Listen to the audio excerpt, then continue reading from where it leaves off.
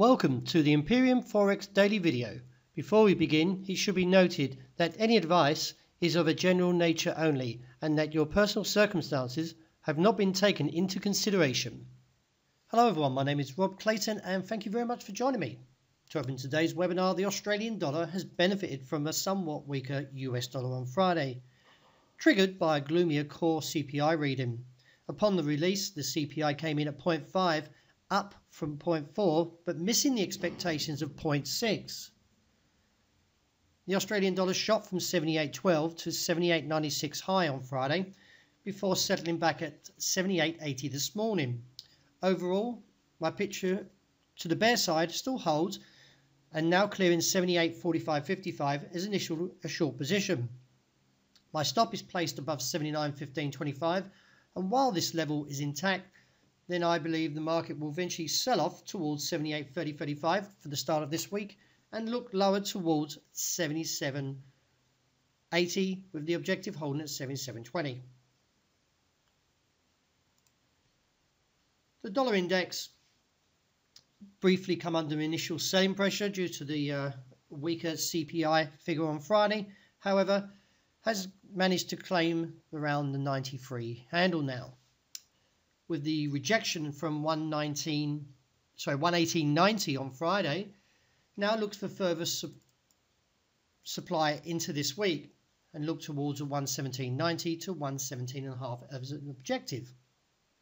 Any advances should still see selling potential towards 45 with a cap for this week holding at 118.90. The dollar yen story has now achieved its target of 111.60 after posting a 67 low on Friday. It is viewed that while this level is intact, I will remain long and look up towards 112.60 to 113.25 as a potential target. As I mentioned, as long as 111.60 is intact, I am bullish. However, if breached, could see a slight opening to the downside and bring in the next target of 110.90.95 and reassess from there. Well, the pound still remains bullish and looks towards the objective of 134 for this week, with the immediate target of 133.10 to 133.40. Any dips for the start of this week should find good demand from 132.30.35. The gold outlook has reached its target initially for the first of 1,301.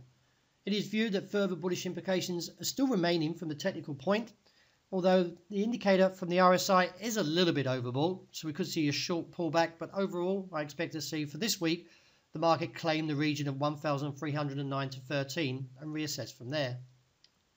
The silver outlook also bullish after reaching its target of $17.45.